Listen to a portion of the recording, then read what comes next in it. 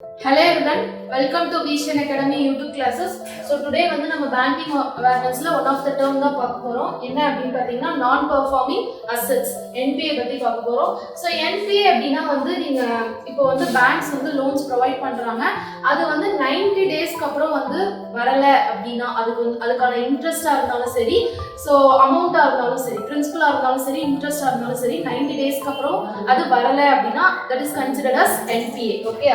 So இதுல பாருங்க a loan or advance become an NPA when interest or principal is overdue for more than 90 days னு சொல்லிருக்காங்க. Okay, more than 90 days.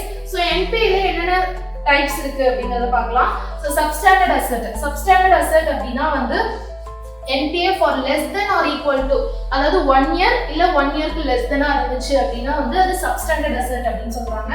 Next வந்து doubtful asset அப்படினா remained substandard for more than 12 months.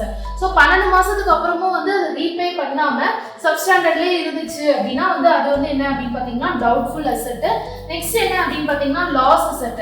இது in case வந்து உங்களுக்கு considered uncollectible by the bank or auditor if not written off அப்படினு சொல்றாங்க. அதாவது திருப்பி வாராக்கடன், அதாவது லாஸ் அசெட் அப்படினா வந்து திருப்பி நீங்க அவங்க கிட்ட இருந்து, அதாவது கஸ்டமர் கிட்ட இருந்து திருப்பி நீங்க வாங்கவே முடியாத நிலைமை வந்துருச்சு அப்படினா வந்து அது என்ன அப்படினா லாஸ் அசெட். சோ இப்போ NPA வந்து ரெக்கவர் பண்ணனும் அப்படினா வந்து பேங்க்ஸ் வந்து என்னென்ன மெஷர்ஸ்லாம் வந்து வெச்சிருக்காங்க அப்படினா லோன் ரீஸ்ட்ரக்சரிங்னா வந்து திருப்பி அந்த பேங்க்ல வந்து என்ன பண்ணுவாங்க அப்படினா பணத்தை வந்து இன்வெஸ்ட் பண்ணுவாங்க. ஓகே, அதுதான் loan restructuring. Next recovery through SARFAESI act மூலமா வந்து அவங்க வந்து இந்த லோன்ஸ் வந்து என்ன பண்ணலாம், ரெக்கவர் பண்ணலாம். இன்னொன்று வந்து அசெட் ரீகன்ஸ்ட்ரக்ஷன் கம்பெனி அப்படின்னா பேங்க்ஸ் என்ன பண்ணுவாங்கன்னா அவங்களோட NPA வந்து இன்னொரு கம்பெனிக்கு வந்து வித்துருவாங்க. ஓகே, ஸோ அந்த கம்பெனி வந்து NPA வந்து ரெக்கவர் பண்ணி கொடுப்பாங்க.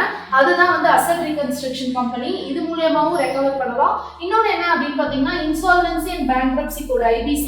ஸோ இது மூலியமாவும் வந்து ரெக்கவர் பண்ணலாம். ஓகே, ஸோ இந்த கண்டென்ட் யூஸ்ஃபுல்லா இருந்துச்சு அப்படின்னா கமெண்ட் பண்ணுங்க. தேங்க்யூ.